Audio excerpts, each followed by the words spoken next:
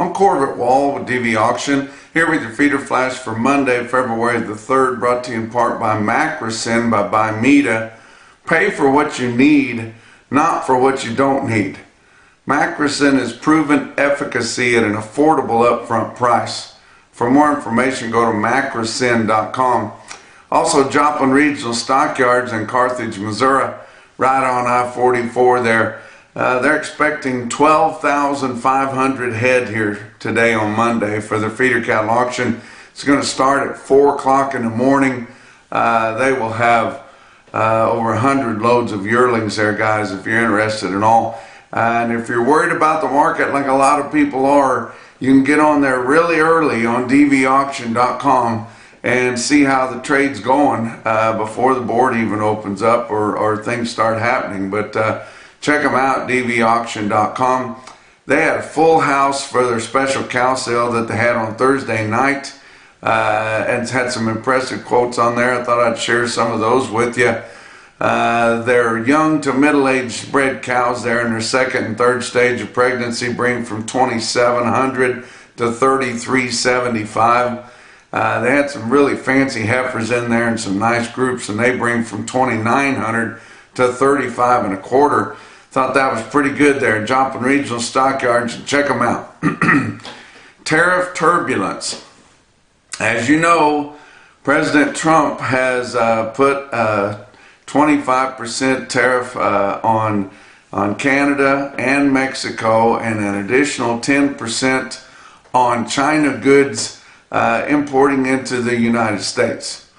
So we are real kind of up in the air. We don't know if what all that entails. I assume it's going to be everything. If it is, it's going to be meat and cattle products, fat cattle and feeders coming across. And we're more concerned about our closest neighbors and our top two trade partners, which are to the north and south of us with Canada and Mexico. But the reason that Trump is doing this is because he doesn't feel like they're doing enough to stop the illegal immigrants from crossing into the United States. And a lot of them are bringing fentanyl that is manufactured in China and then brought through those two countries, and basically just a poison put out to kill our people, those that are mostly unfortunate enough to be addicted to drugs. But still, it's something important that he wants to get straightened out, and he also wants to even out the trade deficits that we have with those two trade partners. So we're going to see how this goes on. You guys wonder about beef from Canada. Canada exports 82% of all their beef exports to us. So of what they export in Canada, we take 82% of it. For what we export, they take 40% of what beef exports that we put out. So pretty decent trade partner there, but that, along with a lot of other goods, trading at a deficit there. In Mexico, we take 92% of the beef that they export. We take it here, and they get 63% of what we send out there. So that's kind of interesting to look at there.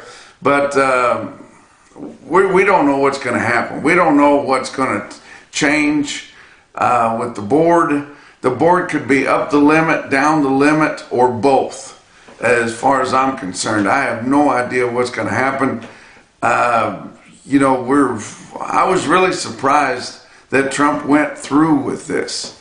And I had told a lot of people that was at the Ontario Cattle Feeders meeting that I went to a few weeks ago that I didn't believe that that he would end up going through with it. I feel bad that I said that. I mean, even how was I supposed to know? But we do get a fair amount of fat cattle from them too, and some of the places that I toured up there in Ontario, they were regularly sending cattle to Pennsylvania for slaughter, and I assume they're going to have to incur a 25% tax on that now. But we just have to believe in Trump. I'm a big Trump supporter. I voted for him. We voted for him as a country.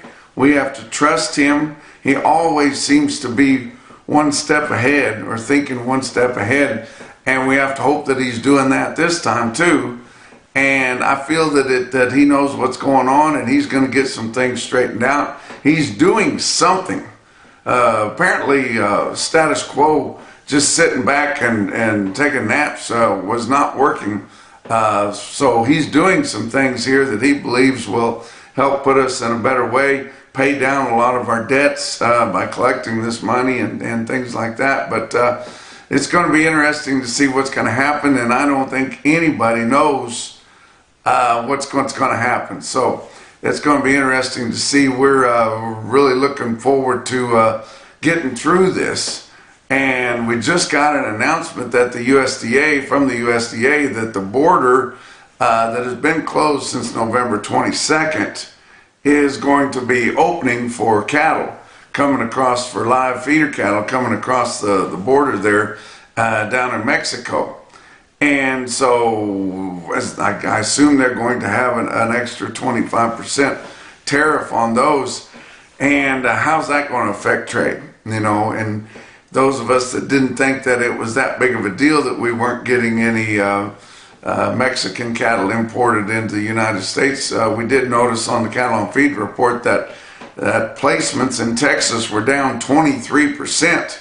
That was pretty significant there through December there, with the border being closed. But be a lot of suits and boots in San Antonio, Texas this week, and of course they've got their big NCBA cattle convention going on. The trade show is the biggest part of it, and I indeed will have to attend some things there at that trade show, and not one of my favorite things to do, but going to be down there. I was kind of looking forward to seeing my friend Cooper Little. He is executive director of Independent Cattlemen's Association of Texas, and was planning on having a booth there since they were right in his backyard, and he was going to be selling some t-shirts and just meeting with folks and things like that. But National Corporate Beef Association would not allow him to have a booth at their trade show. He had sent a check in and to get the booth, but they said that they would not allow him to have a booth at their trade show, even though it's the Independent Cattlemen's Association of Texas. You would think they would have the same goals. They said maybe some of the policies that his organization has does not meet up with theirs. And I was looking at some of his policies, and the policies of the Independent Cattlemen's Association of Texas are to promote beef, to promote voluntary animal ID, to educate consumers about beef, and educating youth in beef production. So I'm wondering what NCBA's policies are that conflict with those. But anyway, I thought that was kind of ridiculous, and I assume many of you will too. By the way, Independent Cattlemen's Association of Texas is an affiliate of the U.S. Cattlemen's Association. Let's talk about your board for last week. February live cattle futures were up 90 on Monday, up 287 on Tuesday. Wednesday down 152. I told you it was going to be volatile, and it was. Thursday down 255, and Friday up 12, with February live cattle futures ending the week at 204.60. That's down 17 cents for the week. April ended at 202.30, down 72 cents for the week. March feeder cattle were even more volatile. Monday down 132, Tuesday up $3 smooth, Wednesday down 127, Thursday down 207, Friday up 252, with March feeder cattle ending the week at 275.72. That was down 85 cents for the week. April ended the week at 275.12.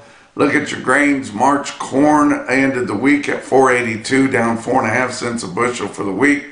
Beans ended at 1042, down 13 3/4 cents a bushel for the week. And Kansas City hard red winter wheat for March ended the week 19 3/4 cents higher at 579 1/4. Your fat cattle trade up through Thursday afternoon. Fat steers and heifers sold from 203 to 212 live, with a weighted average price up through Thursday of 209.36, which would be slightly higher than the previous week's weighted average. Dress sales 325 to 332. The weighted average on dress steers 329.24. That would be slightly lower, but we did have some Friday trade. But up through Thursday, Northern Plains sold mostly live sales at 210, which would be steady to $2 lower, as they sold a lot of cattle at 212 the previous week. Dress sales were mostly 330, which was steady. Southern Plains sold $6 to $7 higher, from 208 to 209. Now, on Friday, we had some more trade. Excuse me. Iowa sold 2,000 head, 11,300 for the week there.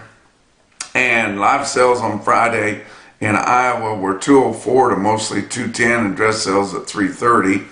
Nebraska sold 3,300 on Friday, a little over 15,000 for the week. Live sales on Friday, 210 in Nebraska and 330 dressed. Kansas sold 550 head on Friday. They only sold about 8,000 for the week. Live sales on Friday at 209. That was the best we saw in the Southern Plains, 209, and it originally was discovered on the Fed Cattle Exchange, or achieved, I should say. Kansas sold some dress sales on Friday from 325 to 330. Texas didn't have any sales on Friday. 1,800 for the week is all. They sold most of their cattle on Wednesday at 208 in Texas. Box beef cutout values were mixed for the week. Choice cuts, your weighted average on all of last week's choice cuts were 158 lower than the previous week's weighted average at 329.65. But your late sales were about $2 cheaper than that Friday afternoon than your weighted average. Your select weighted average was $319.23. That was actually $1.13 higher than the previous week's weighted average. Late sales on Friday were a little more than $2 lower than that weighted average at $317.07. Choice select spread on your weighted average was under $10.50, guys. That has really been tightening up. And all that information based on 651 loads of cuts, grinds, and trimmings. Your slaughter last week, 600,000. That was 1,000 more than the previous week, 32,000 less than the same week a year ago. Let's talk about your feeder cattle market. Your real-time index on DVAuction ended the week at 281.87 based on an 800-pound cash auction steer. That was up 383 for the week. So big gains there. Your latest CME cash feeder cattle index was 281.07, and that's real close there where it settled that January contract. But I want to give you guys a heads up on a sale that they've actually changed the date on. It's Stockman's Livestock Exchange in Dickinson, North Dakota. They have moved their Thursday sale this week up 2 days. They're having a big special. They're going to have feeder cattle, but they're also having the Badland Angus replacement heifer special, and it was planned on being on Thursday, February the 6th. They've decided to move it up to Tuesday the 4th due to the passing of Fred Berger, and just for the family there, and they are going to be having the funeral there on Thursday, and they didn't want people having to choose between the two. And frankly, as many people as loved and respected Fred Berger, they was afraid there wouldn't be anybody show up at the sale because he was sure a good one, and they're going to miss him. And he had lots of orders, and of course they had the bucking bulls and all that kind of thing right around Mandan, North Dakota, and the industry is going to miss Fred Berger. So. But just a heads up, they're going to move that sale from Thursday up to Tuesday this week. And you can watch that on DVAuction.com. So your cash feeders last week in your sale barns sold $3 to $10 higher, with spots as much as $15 higher on the calves. One sale that was really good, Burwell Livestock in Burwell, Nebraska, had a good sale on Friday. They sold about 3,500 head. Market was steadied at $9 higher. They were your National Beefwire stick-out sale of the day. Look at these best tested weights in Burwell, Nebraska. They had 474 head of 5-weight steers. They averaged 554 with a weighted average price of $355.69. 991 head of 6-weight steer calves averaged 643 at $323.65. 329 head of 7-weight steers averaged 730 at $303.21. And 212 head of 8-weight steers in Burwell, Nebraska averaged 812 pounds with a weighted average price of $282.71. Look at the heifers. 543 head of 5-weight heifers averaged 556 at $328.75. 402 head of 6-weight heifers averaged 650 at $293.09, and 195 head of 7-weight heifers averaged 765 at $259.78. Some individual quotes from all around late last week and over the weekend. How about St. Onge Livestock in St. Onge, South Dakota? They sell 73 heifers weighed 660 at $316, and I would think most or all of those would probably be replacements. They sold some replacements really high in Erickson, Nebraska on Saturday. Was the Mike Peter replacement heifers. 70 head of those weighed 722 and bring 351. Wow. How about the most impressive quote that I saw late last week or over the weekend? And your Macrocin, no BS, top quote for the day. Come out of Fort Pierre Livestock Auction, Fort Pierre, South Dakota. Had a couple big quotes. They did sell 85 steer calves weighed 508 at $4 smooth, but I thought this might be higher. The 68 steers weighed 762 and brought 310. And that's your feeder flash for Monday.